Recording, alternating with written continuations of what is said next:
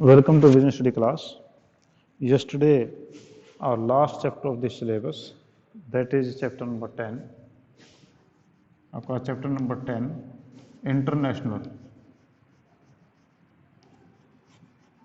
International business जो है वो हमारा प्रोग्रेस में था. Yesterday we have discussed the import procedure. और आज हम जो बात करेंगे, कल हमने किया था एक्सपोर्ट प्रोसीजर, आज हम इंपोर्ट प्रोसीजर बात करेंगे. तो आपका इंपोर्ट ट्रेड है जो इसका मतलब क्या है, तो इंपोर्ट ट्रेड का मीनिंग क्या हुआ.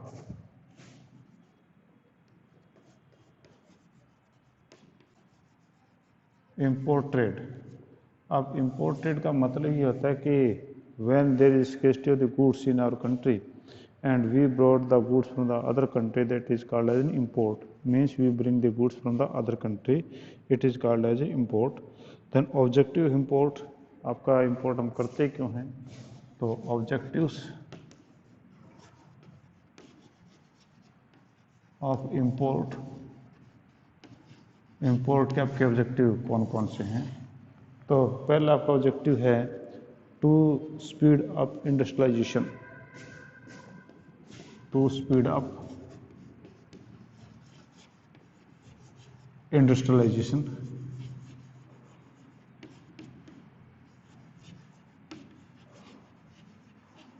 स्पीड अप इंडस्ट्रियलाइजेशन, आपका जो इंडस्ट्रियलाइजेशन है उसको स्पीड अप करना.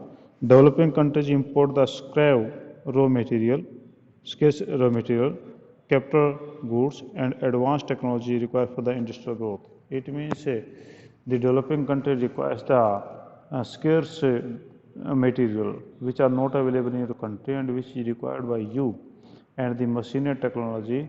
Therefore, we have to do the import business. Next is meet consumer demand. To meet consumer demand, our consumer makes the demand of different things and which is not available in our country. Therefore, we have to make the import from the other countries. Next, to improve standard of living. To improve standard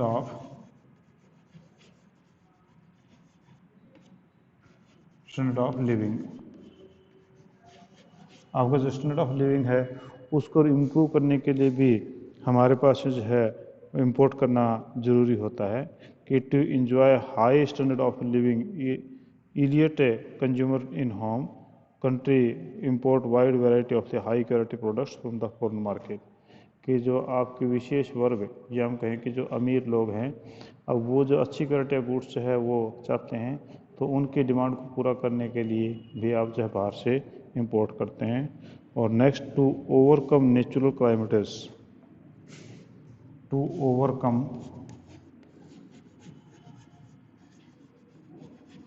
natural climates.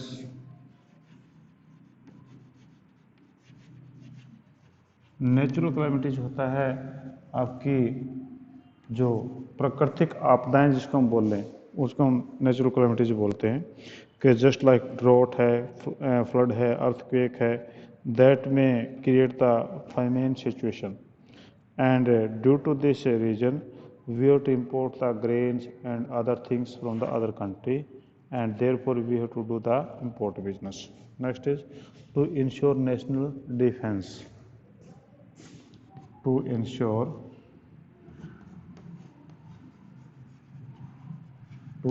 national defense.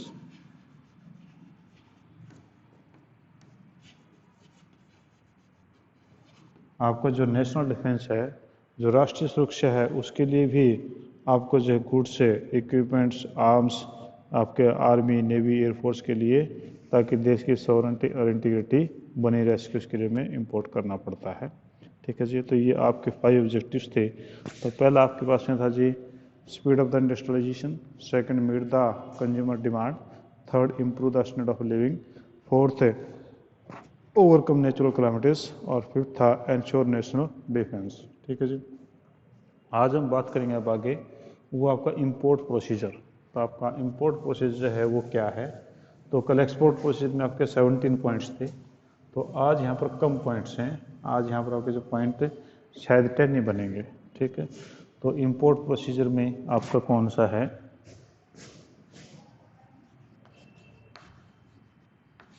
Procedure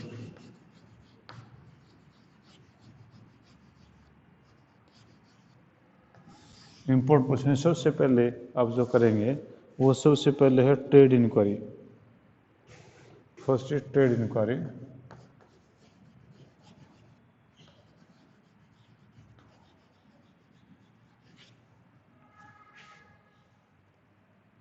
trade enquiry सबसे पहले तो आप trade inquiry जो दूसरे देश के अंदर आप करेंगे कि to import the import procedure begins when the importer conducts the inquiry and they collect the information about the country, and importer who want exporter who can supply the required goods. Importer can get the inquiry from the trade directories, trade associations, and after identifying the suitable exporter, we can supply the goods। कि आपके जो है trade directories हैं या आपके counsellors हैं, आपके different different method आपके पास में दिए होते हैं कि आप उससे जो ट्रेड इंक्वायरी जहाँ पे कर सकते हैं। Second is procurement of import licence. Procurement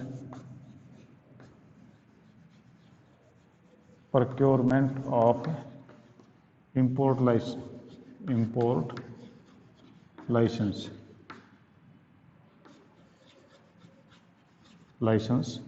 आपका जो गुड्स हैं these can not be imported directly, there is a lot of restrictions by the local government, and therefore we have to procure the import license also, and same thing we can also get the information from the Exim Bank, Exim, E for export, I for import, P for policy। ठीक है, तो ये आपका जो information आप उनसे ले सकते हैं। if goods are under the licensing category then import license is must, and और अगर आपका मस्ट है तो director general of foreign trade DGFT वहाँ से आपने जो है लाइसेंस से आपको लेना पड़ेगा, और IEC number import export code आपको लेना पड़ेगा। ठीक है जी। Next is obtaining foreign exchange. Third is obtaining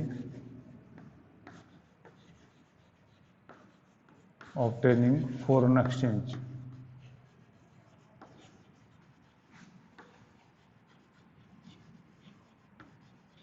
अब क्योंकि आपको पता है कि you can't pay in your local currency to the exporting country, you have to pay the amount in their local currency, and therefore we have to obtain the foreign exchange from our Reserve Bank of India or the various sanctioned bank by the Reserve Bank, जो आपके authorised bank हैं उनसे आप जो है application दे करके और import licence के बारे में इंफॉर्मेशन दे करके कितना अमाउंट आपको चाहिए वो आप अपना पैसा जमा करवा के आप फॉरेन करेंसी का अरेंजमेंट कर सकते हैं।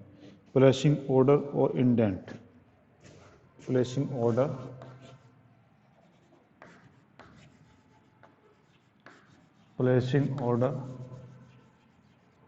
और इंडेंट। ऑर्डर या इंडेंट प्लेस करना means you have made the enquiry, you have procured the import license, then you obtain the foreign exchange also. Now you can put the indent or the order to the exporting country। अब exporting country के पास में जो order दे सकते हैं उसमें आप जो है इंफॉर्मेशन देंगे कि price, quality, quantity, weight, size, grade, packaging, shipment etcetera वो चीज़ें आप ऑर्डर के अंदर भेज देंगे। और ऑब्टेनिंग लेटर ऑफ क्रेडिट।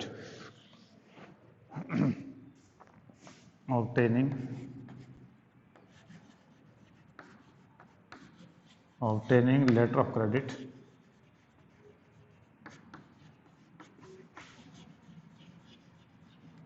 इसको हम LC भी बोलते हैं, L/C लेटर ऑफ क्रेडिट। कि same thing also when we discussed yesterday in export system, the same thing is also in import system. The other countries businessmen cannot believe on us, and therefore he requires the letter of credit, and we will go to our bank and we will ask for the letter of credit. The bank will deposit the equal amount to the import, and then it will issue LC to we people, and then we will send it to the exporter country. ठीक है, वो इस बात की guarantee देगा bank एक प्रकार से कि हम जो है आपकी पेमेंट करने को तैयार हैं. Next is arrangement of finance. Sixth is arrangement of finance.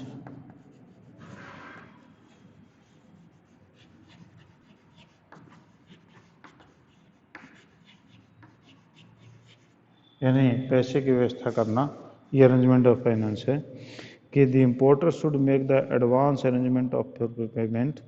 Advance arrangement is done to avoid the high penalties to paid on the imported goods laying under uncleared at the port. आपने पहले पैसा उनको payment करने दे कर दिया, पर आपके देश में जब माल आएगा तो you to pay the excise duty, custom duty and different type of the port taxes, and therefore you should make the arrangement for all that type of the things for the finance. ठीक है जी, उस finance का आप arrangement करेंगे. Next is receipt of shipment advice.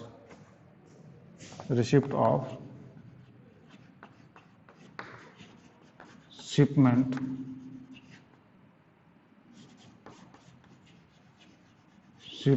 Advice means shipment advice you will receive after loading the goods on the vessel. vessel होता है आपका जो शिप है उसकी बात कर रहा है. the exporter dispatches the shipment advice to the importer. उसमें एडवाइस होती है शिपमेंट की इंपोर्टर को कि इसमें कौन कौन सी चीज़ें हैं, आपके कौन सा इनवॉइस नंबर है, आपके बिल ऑफ लेडिंग है, बिल ऑफ आपका जो उसके नंबर ऑफ बिल है, डेट है बिल की, वेसल का नाम है, वो सारी चीज़ें आपके पास में आएंगी. और retirement of import documents. Retirement of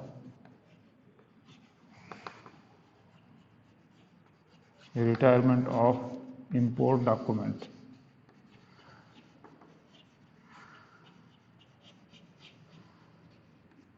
import document जो आपका इंपोर्ट डॉक्यूमेंट है उनकी रिटायरमेंट की बात करता है कि after the shipment of goods exporter submit the various import documents to his bankers. अपने बैंकर्स को डॉक्यूमेंट सौंप देता है.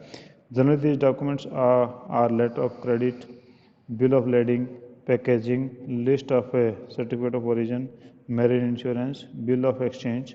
Bill of exchange can be of two type, bill of exchange sight और bill of exchange for the acceptance. तो ये document आपके पास में मिल जाएंगे. और फिर आपके पास में arrival of goods. Next is arrival of goods.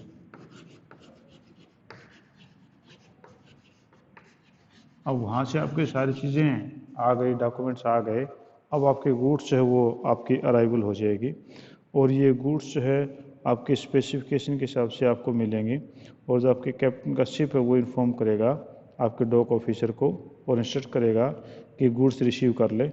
और according to the document it is called as the import general manifest, इसको हम बोला जाता है. और इस प्रकार से गुड्स आपके पास में अराइव हो जाएंगे. और next is custom clearance. Last is custom clearance. आपके कस्टम क्लियरेंस जो है उसकी लास्ट आपकी होगी कि आप कैसे कस्टम जो ड्यूटीज़ हैं उसका क्लियरेंस आप लोग करेंगे जो भी आपके लोकल लेवल पे होता है. अगर आप कस्टम टाइमली पे नहीं कर पाएंगे then the goods will be goes to the warehouse of the airport और the port, and after paying the custom duty the goods will be clear and that will be handed to you people. ठीक है जी. तो ये आपके पास में जो है इम्पोर्ट प्रोसीजर के आपके 10 पॉइंट थे. तो ये 10 के 10 पॉइंट है आपने बुक्स में थोड़ा सा और अच्छे तरीके से करना है, क्योंकि जो मैं आपको बता रहा हूँ अपनी तरफ से मैंने सही बताया है, पर जब तक आप एक बार गो थ्रू नहीं होंगे बुक के तब तक ये क्लियर आपको नहीं हो पाएंगे. ठीक है जी. तो ये आपका था इंपोर्ट प्रोसीजर. अब आपका export documents. Export import document कौन कौन से होते हैं वो हम डिस्कस और कर लेते हैं।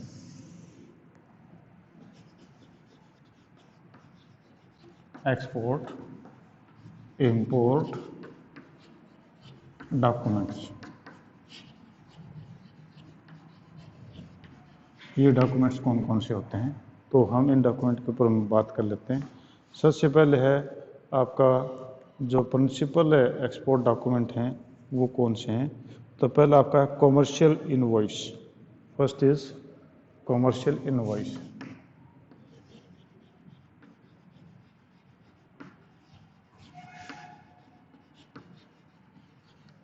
पहला आपके पास में से कॉमर्शियल इनवॉइस, तो ये कहते हैं कि this document is contain the detail of goods supplied by the exporter. The common content of this document are name by buyer and seller, quantity, price, product, date of selling, mark made on the packaging. Document is necessary for taking the clearance from the excise commissioner, custom authority, export inspection agency, etc. तो इस प्रकार से जो है ये आपका commercial invoice में सारी चीज़ें लिखी होती हैं। Second is packing list.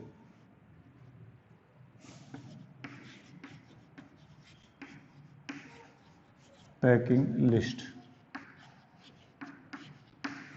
आपकी जो पैकिंग लिस्ट है उसके अंदर क्या क्या चीज़ें होती हैं। This list contains the date of packing, packing कौन सी डेट को हुई, ऑर्डर नंबर क्या था, कॉरस्पॉन्डिंग इनवॉइस नंबर क्या है, बिल ऑफ लेडिंग नंबर क्या है, details of shipping, date of sailing और details of goods in each pack वो होगा, ये इसके अंदर होगा। नेक्स्ट है bill of lading. Bill of lading मतलब लदान करने का बिल, तो आपके पास बिल ऑफ लेडिंग।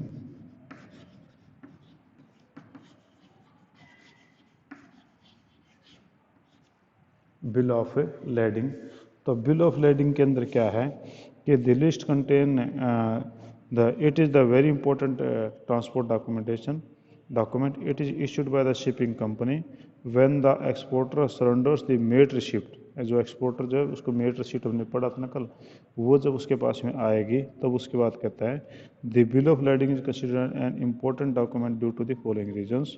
तो ये जरूरी क्यों है बिल ऑफ लेडिंग, तो पहला है आपका रिसिप्ट ऑफ गुड्स, कि आपका बिल ऑफ लेडिंग के बगैर जो है आपकी गुड्स से वो रिसीट नहीं हो सकती हैं। पहला रिसीट ऑफ की इंपॉर्टेंस है, पहला receipt of goods, receipts of goods. जो आपका बिल ऑफ लेडिंग है उसकी पहली इंपॉर्टेंस तो ये कि रिसिप्ट्स ऑफ आपकी जो है RECI रिसिप्ट्स ऑफ गुड्स जो है उसके लिए ज़रूरी होता है। तो ये कहता है कि it is acknowledgement given by the shipping company where by the shipping company take the responsibility of giving the delivery of goods in the importer country. ठीक है। सेकंड है a document of title of goods, document of titles of goods, document of title of goods.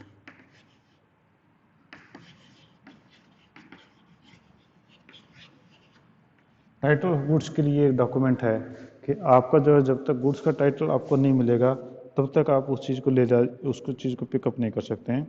The bill of lading gives the ownership of the goods to the person who is holding it, यानी उसमें जो है एक authority letter है कि मैं ये goods इसको दे रहा हूँ, टाइटल आपका नाम चेंज होगा तभी वो चीज़ आपकी मानी जाती है। The captain of the ship give the delivery to the importer in the importer country only when the present only he present the copy of bill of lading।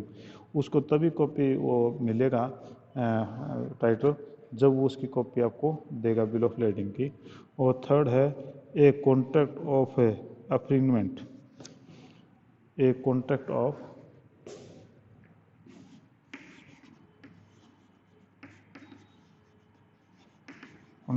अफ्रीनमेंट। ये आपका कॉन्ट्रैक्ट ऑफ अफ्रीनमेंट भी जो है वो लेडिंग बिल से मिलेगा कि bill of lading contains the details about the payment of freight charges, whether freight will be paid or freight will be paid by the importer or will paid the in advance. वो सारी चीज़ें जो है आपके इसी bill of lending में मिलती हैं, तो इसका बिल ऑफ लेडिंग की इम्पोर्टेंस इस कारण से भी ज़्यादा है। और नेक्स्ट आपके पास में जी वो है airway bill. Fourth is airway bill. Airway bill ये भी सेम आपका जैसे कि सी का जो आपका होता है बिल, ठीक उसी प्रकार से ही आपका एयरवे बिल होता है। इसमें कोई डिफरेंस है, कुछ ज़्यादा नहीं होता है कि ये आपका बिल ऑफ लेडिंग जैसे आपका शिप का होता है वैसे ही आपका होता है ये। Certificate of inspection, fifth is certificate of inspection. Certificate of inspection ये भी जो है आपका एक डॉक्यूमेंट होता है। तो कहते हैं कि this certificate issued by the export inspection agency, जो एक्सपोर्ट की उसकी एजेंसी ने जो आपको भेजेगी। This certificate certified that the export consignment has been inspected as per the specification of quality control and inspection act, कि उन्होंने उस प्रकार चेकिंग उसको कर लिया है। ठीक है जी। और उसके बाद में certificate of origin, certificate of origin,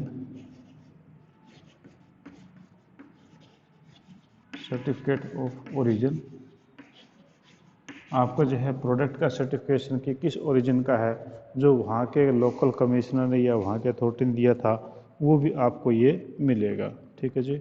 और लास्ट है bill of exchange. Bill of exchange ये आपका एक पेमेंट मेथड है, बिल ऑफ एक्सचेंज। तो बिल ऑफ एक्सचेंज जो है वो होता है कि आप, क्योंकि वैसे तो माल आप किसी को दे नहीं सकते, तो एक बिल जो है वो एक्सेप्ट किया जाता है। ठीक है। तो according to the negotiable instrument act, a bill of exchange is an instrument in writing they contain the unconditional order signed by the making the directing a certain person to pay the certain amount. ठीक है। तो वो bill of exchange हम sign करके दे देंगे और वो फिर वो इम्पोर्टर एक्सपोर्टर के पास पहुंचेगा और वहाँ से हमारे बैंक से पेमेंटें ले लेगा। तो ये आपके जो है कुछ 7 प्रकार के आपके डॉक्यूमेंट थे। तो ये जो आपका ख़त्म हो गया है इधर, और कल जो है चैप्टर हम पूरा कर देंगे। ठीक है जी। तो आज के लिए हम इतना ही, कल फिर हम नेक्स्ट करेंगे। ठीक है जी। कुछ पूछना था आप मेरे से पूछ सकते हैं। ठीक है। अदरवाइज तो